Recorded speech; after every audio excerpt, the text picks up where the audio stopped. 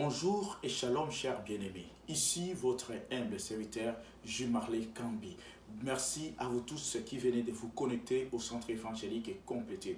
Que la gloire de Dieu, que sa grâce et sa puissance soient votre partage en cette journée dominicale. Alors, sans toutefois tarder, je vous inviterai, peuple de Dieu, à ces temps, à ces moments de partage dans sa parole. Comme il a été intitulé, nous continuons toujours notre série Réveiller les héros. Je vais vous parler plusieurs choses aussi concernant les héros. Ces personnes qui doivent accomplir des actes hors normes. Ces personnes qui doivent accomplir des actions qui soient grandes. Des actions même qui dépassent l'entendement. Christ nous appelle à être des héros parce que lui-même c'est un héros. Parce que lui-même c'est par ce qu'il a accompli, par ce qu'il a fait, par ce qu'il est. Christ c'est un héros pour nous. Ainsi donc, il nous appelle à être un héros. Comment, pourquoi être un héros? Nous allons parler de plusieurs choses. D'abord, premièrement, il faut avoir la nature de Christ. Si Christ est un héros, nous aussi nous voulons l'être, nous devons avoir sa nature. Et deuxièmement, nous devons nous revêtir de l'identité chrétienne. Nous devons avoir l'identité, donc avoir une position stratégique des croyants, mais également avoir une vie pratique de tout croyant, avoir la nature. Nous avons dit de plusieurs choses concernant l'héros. Nous avions également parlé de plusieurs conditions, de plusieurs vérités et de plusieurs principes surtout qui se rattachent à l'héroïsme. Nous sommes appelés à être des héros dans la foi. Nous sommes appelés à faire, à agir selon Dieu. Nous sommes appelés également à nous dépasser de nous-mêmes. Faire le dépassement de soi permettra réellement que nous soyons des héros. Mais par contre, face à ces temps dans lesquels nous nous trouvons, car le prophète Joël lui-même nous parle, peuple de Dieu, que nous puissions secouer la faucille. Que nous puissions encore secouer la faucille. Il est temps, peuple de Dieu, de parler de la moisson. Il est temps, peuple de Dieu, de parler, de démontrer surtout de l'état de la spiritualité actuelle. Car, peuple de Dieu, nous sommes, le jour du jugement est proche. Christ peut revenir n'importe quand. Mais la question que nous devons nous poser à chaque fois, sommes-nous prêts?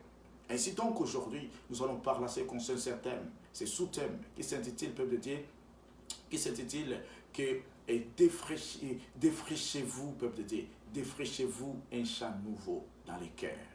Nous allons parler peut-être de nous défricher, de défrichement d'un champ nouveau dans les cœurs de tout un chacun. Ainsi donc, sans toutefois tarder, je vous inviterai, peuple de Dieu, à lire avec moi le livre du prophète Jérémie, le chapitre 4. Nous allons commencer, nous allons lire les versets 3 au verset 4. Jérémie, chapitre 4, verset 3 au verset 4. Lisons dans le nom de notre roi et sauveur Jésus-Christ. Car ainsi parle l'Éternel aux hommes de Juda et de Jérusalem. Défrichez-vous un champ nouveau et ne sémez pas parmi les épines. Circoncisez-vous pour l'Éternel. Circoncisez vos cœurs, hommes de Juda et hommes de Jérusalem, de peur que ma colère n'éclate comme un feu et ne s'enflamme sans qu'on puisse l'éteindre, à cause de la méchanceté de vos actions. J'aimerais les lire également dans la version du Semeur. Le Semeur qui dit ceci. La version du Semeur nous dit ceci. Et Jérémie, chapitre 4, verset 3 jusqu'au 4. Car voici ce que l'Éternel déclare aux hommes de Juda et à Jérusalem. Défrichez-vous un champ nouveau. Ne sémez plus parmi les ronces. Purifiez-vous pour l'Éternel. Circoncisez vos cœurs aux hommes de Juda, habitants de Jérusalem. Car sinon ma colère jaillira comme un feu et elle brûlera sans que nul ne le teigne à cause de la perfidie de vos agissements. Alors, ici, nous voyons très clairement dans cette parole que nous venons de lire, il s'agit du prophète Jérémie, l'un des prophètes, des grands prophètes que nous voyons. Nous avons parlé à long à large de ce qui concerne les prophètes. Vous pouvez revoir le début de cette série, lorsque nous allons parler de Joël, en parlant des prophètes antérieurs, postérieurs, des grands prophètes également, et des prophètes exiliques, post-exiliques et pré-exiliques, exactement. Ici, nous voyons dans cette parole que nous venons de lire, Jérémie nous parle, le peuple de Dieu. Regardons premièrement les temps dans lesquels ces verbes est conjugué. Le verbe est conjugué, peuple de Dieu, dans un temps qu'on nous dit défrichez-vous un champ nouveau dans les cœurs, de nous défricher. Alors, ici, défricher, peuple de Dieu, si nous parlons de défricher un champ nouveau dans les cœurs, nous voulons parler de 4 choses. Nous voulons parler à un appel à un renouvellement. Un renouvellement d'intelligence, renouvellement d'esprit et renouvellement de vie. Nous voulons parler également donc de la vigilance. Christ nous appelle. Christ nous interpelle à une vigilance à tous égards, à une vigilance dans toutes choses. Mais Troisièmement, nous voulons parler également à un travail. Nous allons parler qu'il n'y a pas d'héros sans travail, il n'y a pas d'héros sans œuvre. Donc Christ nous appelle en étant héros de travailler efficacement, de travailler d'une manière ferme, d'une manière aussi qui convienne, comme nous le voyons dans 1 Corinthiens 15, 58. Mais également, nous parle également donc de préserver. À celui qui est un héros doit préserver son identité, doit préserver sa nature, doit également faire une remise à jour, une remise en question face à sa vie, face à tout ce qu'il vit, également face à tout ce qui, à toutes ses actions, comme nous le voyons ici, à ses agissements. Ainsi donc, les destinataires, comme nous le voyons ici, il s'agit de Juda et de Jérusalem. Nous connaissons très clairement qu'après la mort de Salomon, les royaumes d'Israël a été divisé entre des parties. Une partie, la partie de Samarie, une autre partie, la partie de Juda. Et nous savons très clairement, pendant ce temps, Jérémie parle surtout à ces peuples suite à leurs actions, suite à leurs relations avec Dieu, suite également aux méfaits. En leur parlant donc que Christ, dès le verset 1, nous voyons l'Éternel qui parle à son peuple que s'ils reviennent à lui, s'ils retournent vers lui, et ils verront la manière dont Dieu lui-même va agir d'une manière. C'est ainsi que ceci, c'est une recommandation qu'il parle. Qu'est-ce qu'ils doivent faire? Premièrement, la manière dont ils doivent faire, ils doivent d'abord défricher leur cœur, peuple de Dieu, et de ne pas planter parmi les épines, de ne pas planter parmi ceux qui étouffent la foi, parmi ceux qui étouffent la spiritualité, mais également de circonscrire les cœurs, donc que les cœurs soient circoncis, que les cœurs soient pires d'une pureté, que les cœurs puissent l'appartenir. Ainsi, lorsque nous parlons de Jérusalem, voyons très clairement dans Ésaïe, le chapitre 5, le verset 7, on nous montre la signification, le symbolisme de ces deux villes. Juda, c'est parce que de Juda doit sortir les cèpes. Et quand on parle des cèpes, Christ lui-même est les cèpes. Dans Jean 15, on parle que je suis le vrai cèpe, mon père est le vigneron. Et lorsque nous parlons également de Juda, nous parlons c'est de la tribu dont Christ devait revenir dans la chair. Car Jésus-Christ est 100% homme et 100% Dieu. Mais dans son humanité, dans sa chair, c'est ce qui était venu ou devait venir dans la tribu de Juda. Ici, nous le voyons très clairement lorsque nous parlons de Jérusalem. Lorsque nous parlons de Jérusalem, ça représente la vigne. Lorsque nous voyons de la vigne, nous voyons le produit de la vigne qui est le vin. Et lorsque nous parlons du vin, nous parlons du renouvellement. Nous parlons de la restauration. Nous parlons d'une vie nouvelle que Christ nous appelle. Alors Christ appelle à deux catégories de personnes. À la première partie, à la première catégorie, Christ les appelle d'être réellement la vraie vie, d'être réellement les vrais cèpes, d'être ces gens qui vont être de sa tribu, d'être ces gens également qui vont être demeurés en lui pour que Christ puisse demeurer en eux, pour porter les vrais fruits, pour porter les fruits en abondance. Mais également, Christ appelle à toutes ces personnes pour une transformation, pour un renouvellement de Dieu. Christ nous appelle également pour que nous puissions marcher d'une manière qui est d'une manière qui convient selon lui et de ne pas donc nous fier à tout ce que nous voyons. Voici ce que le peuple de Dieu, la nature, pourra nous offrir. Alors, ici, lorsque nous voyons le peuple de Dieu, le contexte c'est quoi? Juda et Jérusalem sont en pleine confusion. Confusion pourquoi? À cause de l'idolâtrie. À cause du peuple de Dieu, en construisant des idoles, des autels qui sont charnels. Ils sont en pleine confusion. Et dans cette confusion, nous savons que dans la confusion, il y a la perte de repères. Dans la confusion, il y a la perte de temps. Dans la confusion, il y a des actions que nous faisons, ces actions qui ne sont pas guidées ni dominées par la lumière. Alors Christ vous appelle aujourd'hui, peuple de Dieu, à vous tous qui êtes dans la confusion, à vous tous qui vivez dans la confusion, à vous tous qui marchez dans la confusion. Christ vous appelle, peuple de Dieu, à défraîchir vos cœurs. Christ vous appelle à s'aimer, à planter un champ nouveau dans votre cœur. Christ vous appelle que sa parole puisse être plantée en vous, envie que vous puissiez réellement demeurer en lui, envie que, peuple de Dieu, quand Christ viendra, il puisse nous retrouver, que nous soyons saints, donc mis à part, irrépréhensibles ou irréprochables, afin que nous soyons enlevés avec lui. L'éternité se prépare maintenant, et l'éternité ne se prépare pas par le lendemain, pour dire que demain je serai. Mais tu dois préparer ton éternité dès à présent, dès ces moments, car Christ, peuple de Dieu, pourra vous surprendre de n'importe quel moment. Alors, Christ vous appelle, peuple de Dieu, premièrement, à défricher votre cœur. C'est quoi défricher? Lorsque nous parlons de défricher dans le sens spirituel, dans le sens moral, dans le sens littéral, commençons par le sens littéral. Le sens littéral, lorsque nous parlons de défricher, donc c'est mettre en culture ce qui est resté en fraîche. Il s'agit de débroussailler. Il s'agit ici de couper les herbes, de couper tout ce qui n'est pas nécessaire, afin que nous puissions procéder à la culture, afin que la culture soit également abondante. Christ vous appelle dans votre cœur, dans votre vie, toute herbe qui est nuisible à votre santé spirituelle, toute œuvre qui est nuisible à votre foi, toute œuvre qui est nuisible à votre existence, à votre progression, de les défraîcher, de les couper, de les arracher, afin que vous puissiez produire les résultats escomptés dans la foi, afin que vous puissiez produire les résultats qui conviennent, qui sont nécessaires pour que réellement vous puissiez revêtir de votre identité comme il se doit, mais également revaloriser et préserver votre nature en lui. Mais deuxièmement, lorsque nous parlons de défraîcher, c'est quoi? Un deuxième sens caché dans ce mot défraîcher, il s'agit de mettre fin à un état, à une vie, à une situation et à durer, dominer ou régner sans toutefois produire les résultats qui sont propices, les résultats qui sont meilleurs ou qui sont adaptés aux réalités qui soient constructives.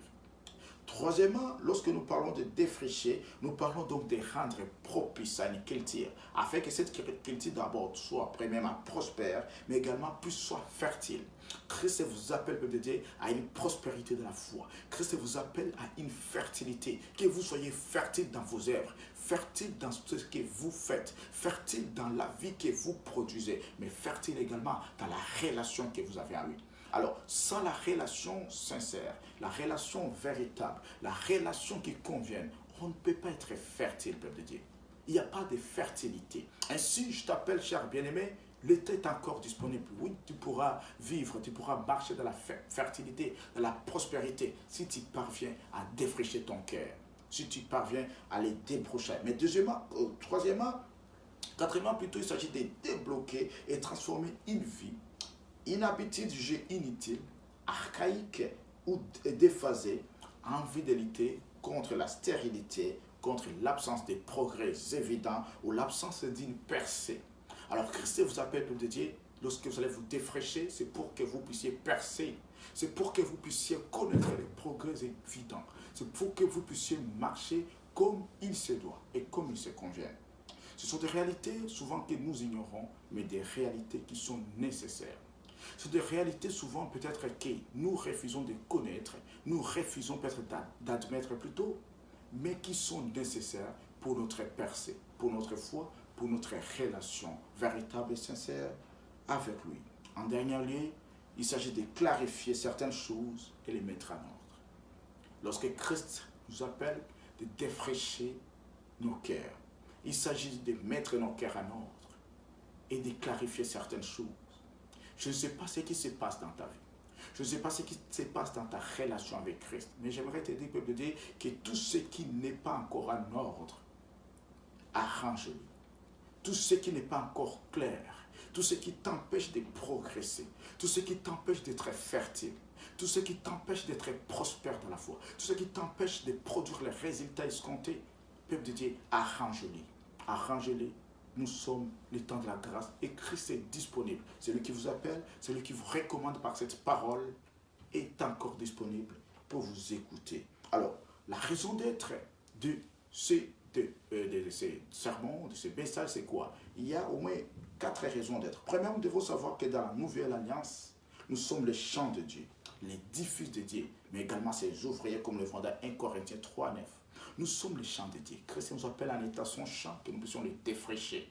Nous puissions mettre en ordre la vie que nous menons, la situation que nous vivons, les réalités auxquelles nous sommes confrontés, que nous faisons face, que nous puissions mettre en ordre tout ce qui sont à nous, mettre en ordre notre foi, notre spiritualité, que notre vie, que notre âme soit ordonnée, soit en ordre pour que Christ puisse prendre place et puisse régner et dominer, mais également pour que nous puissions exercer les actions qui dépassent même l'ordinaire. Mais également, ce que nous devons savoir, dans la nouvelle alliance, nous sommes également les plans de Dieu. Nous sommes la vie de Dieu. Par la nouvelle alliance, Christ nous a donné ses pouvoirs. Christ nous a donné, nous a rachetés et nous a transformés, nous a renouvelés. Mais troisièmement, nous sommes les fruits de sa vie. Par le sang de Jésus-Christ, nous avons été rachetés. C'est le sang qui coule à nous. C'est ce qui nous a rachetés de Dieu. Faites de nous que nous soyons renouvelés et que nous puissions avoir une nouvelle vie. Alors, pourquoi? Quelles sont les raisons de défrichement? J'aimerais parler par ces raisons de défrichement. Premièrement, Christ nous appelle à défricher notre vie.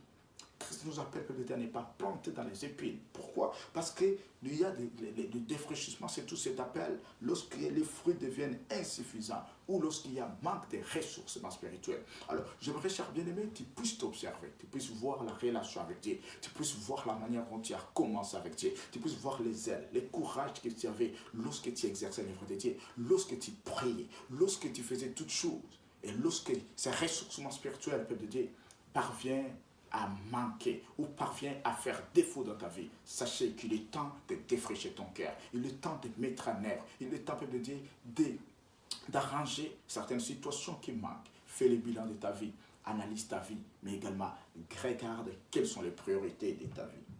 Mais deuxièmement, Christ nous appelle ceci. Pourquoi? Parce que la qualité de la semaille n'est pas proportionnelle à celle de la moisson. Regarde ce que tu es en train de semer présentement et regarde ce que tu récoltes. Ne dis pas que non, il y a un temps qui viendra, mon temps viendra. Mais à chaque temps, peuple de Dieu, à chaque promesse de Dieu, à chaque accomplissement, il y a également des implications qui se rattachent. Il y a également notre part de responsabilité. Quelle est ta part de responsabilité? Dans ta part de responsabilité, as-tu réellement accompli, réalisé ce qui est nécessaire, ce que Christ te demande pour que réellement tu puisses être à une relation qui soit authentique avec lui. Mais deuxièmement, Christ nous appelle, surtout nous interpelle à cette parole lorsque nous ne fournissons pas, peuple de Dieu, les efforts et lorsque les résultats que nous produisons ne sont pas en abondance. Regarde le résultat que tu produis aujourd'hui dans la foi, regarde leur utilité. Est-ce que leur utilité est devenue efficace ou c'est l'utilité qui est devenue apparente et faible?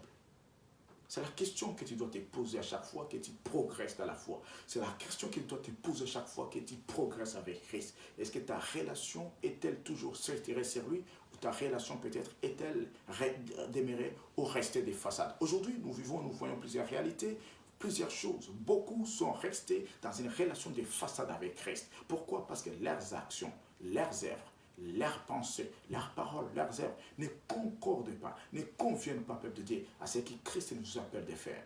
Ainsi donc, je vous inviterai de défricher votre cœur. Je vous inviterai de voir, peuple de Dieu, de voir ce qui est nécessaire, de voir ce qui convient dans la foi. Alors, pourquoi nous parlons de cœur?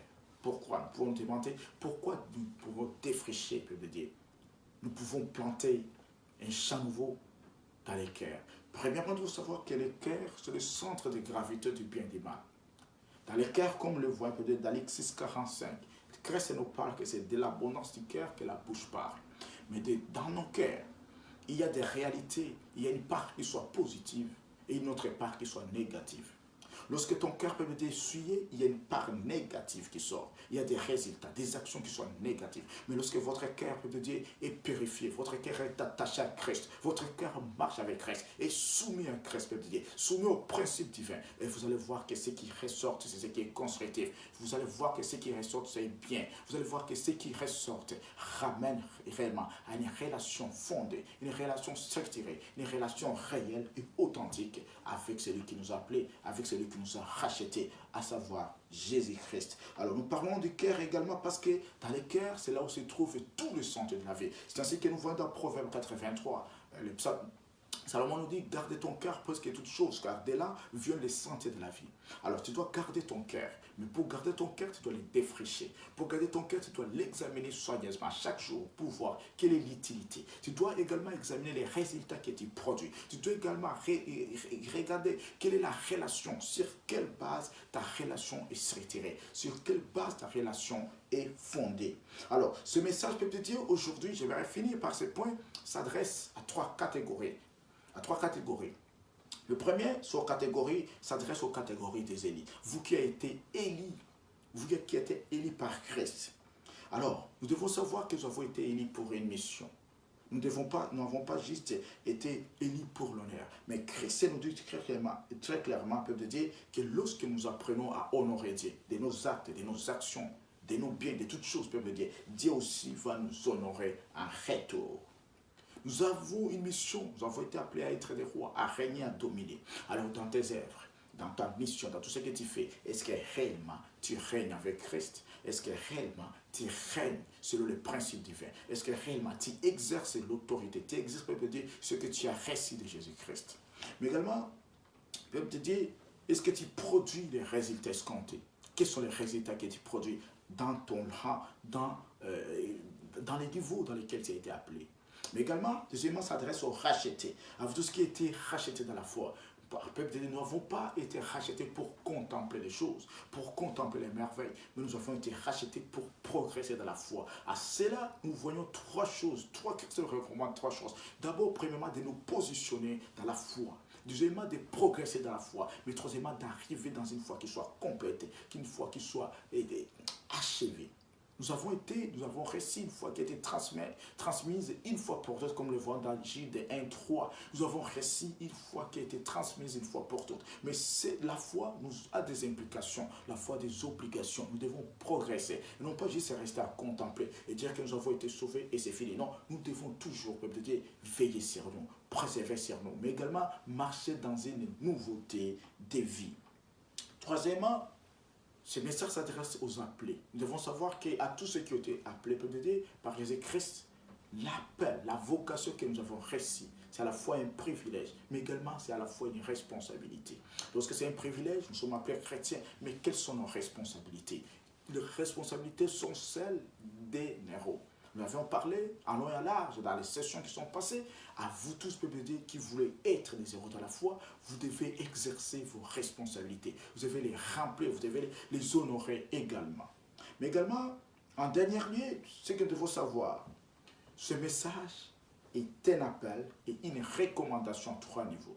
Le premier niveau, ce message nous appelle à un changement radical de notre vie, à un changement radical de nos habitudes, à un changement radical de nos conduites, à un changement radical de notre mode de vie, à un changement radical de notre relation avec Jésus-Christ, à un changement radical à notre façon de voir, de comprendre, d'accomplir et de faire les choses. Mais deuxièmement, c'est un appel à une nouveauté de vie. Chacun de nous doit se revêtir d'un homme nouveau et marcher dans la nouveauté de vie. Nous devons nous revêtir un homme nouveau. Un homme nouveau doit vous caractériser. Un homme nouveau doit être dans vos pensées, dans vos idées. Un homme nouveau doit toujours être dans tout ce que vous êtes, dans tout ce que vous faites, et y marcher également. Marcher à nouveauté de vie, c'est marcher, selon le principe de la croix. C'est marcher selon la vérité de la croix. C'est marcher selon ce que Jésus-Christ a fait, marcher comme lui, être comme lui et vivre également comme lui. C'est ce que Christ nous interpelle. Mais également, donc, ceci nous appelle à quoi? Ceci nous appelle à marcher d'une manière digne de Dieu, d'une manière digne du Seigneur, afin que nous puissions porter les fruits abondants, afin que nous puissions porter les fruits de la connaissance. C'est de marcher dignement également de notre vocation, la manière que Christ nous a appelés. Donc, la manière où nous sommes appelés à faire des choses, à les accomplir, à les réaliser en Jésus-Christ. Mais également marcher et vivre à la manière de Jésus-Christ. C'est cela, marcher d'une nouveauté de vie. Nous devons marcher à chaque jour, à chaque instant, à chaque moment dans une nouveauté de vie. Nous devons toujours marcher à chaque jour, à chaque instant d'une réalité, d'une vérité qui doit toujours nous caractériser en tant qu'enfants de Dieu. Mais également en tant que des personnes qui ont l'identité en Jésus-Christ. Mais également, troisièmement, ce message, il s'agit d'une interpellation ou d'un appel à comment marcher avec Dieu. Premièrement, lorsque nous voulons marcher avec Dieu, ici, nous devons avoir la volonté de marcher avec lui. Nous devons avoir la volonté. Dans cette volonté, c'est là où Dieu nous façonne. Dans cette volonté, c'est là où Dieu nous transforme. Dans cette volonté, c'est là où Dieu nous appelle. Dans cette volonté, c'est là où Dieu nous transforme à chaque instant, chaque moment. Où également, il nous rend que nous puissions être capables et des gens qui soient capables à exercer et à manifester les bonnes œuvres et également à les témoigner dans leur vie. Mais deuxièmement, dans la marche avec Dieu, il y a également ce que nous appelons l'accepter de suivre les directives. Nous devons accepter de suivre les directives de Jésus-Christ. Nous devons également, troisièmement, avoir la volonté de cheminer. Nous devons également, quatrièmement, avoir une relation. La relation, peuple de Dieu, avec Dieu est très très importante. Mais également la volonté de marcher, de cheminer avec lui est très importante. Et également, et en fait, nous devons accepter de suivre les directives. Christ, dans ses directives, il nous parle des choses ici, comme nous l'avions lu. Il nous parle de défricher les cœurs, peuple de Dieu. De défricher les cœurs. Très important. Nous allons lire encore ici dans Jérémie, le chapitre 3. Jérémie, le chapitre 3, le chapitre 4, plutôt le verset 3. Qu'est-ce que Christ nous parle? Quelles sont les directives que Jésus-Christ nous donne? Les directives qu'il nous donne ici, comme le voyons au verset 4, chapitre 3. Il nous parle, peuple de Dieu, de défraîcher-vous un champ nouveau et de ne pas s'aimer parmi les épines. Jésus nous parle de circonscrire, peuple de Dieu, pour l'éternel, de circonscrire nos cœurs. Christ nous appelle à circonscrire nos cœurs face à nos actions. Christ nous appelle à nous revêtir d'un homme nouveau. Christ nous appelle à défricher les cœurs. Nous avions parlé ici, lorsque nous parlons de défricher, nous devons très comprendre de Dieu que nous devons rendre notre vie, qu'elle soit le parfait d'une bonne odeur. Notre vie, qu'elle convienne, peuple de Dieu, qu'elle soit propice à la prospérité, qu'elle soit prospère. Qu'elle apporte, qu'elle nous permette de porter les fruits qui soient dignes de la connaissance, dignes de la grandeur, dignes de la puissance de Dieu, dignes des héros. Mais également, c'est de savoir, peuple de Dieu, adapter notre vie, clarifier certaines choses et mettre en ordre. Mettez en ordre votre vie, mettez en ordre votre relation avec Christ, mettez en ordre, peuple de Dieu, votre façon, et que votre façon de vivre, votre façon d'être, votre façon de faire les choses soit en ordre avec Jésus-Christ, soit en ordre avec sa parole, soit en ordre avec, peuple de Dieu, la manière dont vous avez été appelé. Christ vous aime, Christ veut que vous puissiez demeurer à lui. Christ veut que vous puissiez demeurer dans sa nature, mais également que vous puissiez porter l'identité en lui.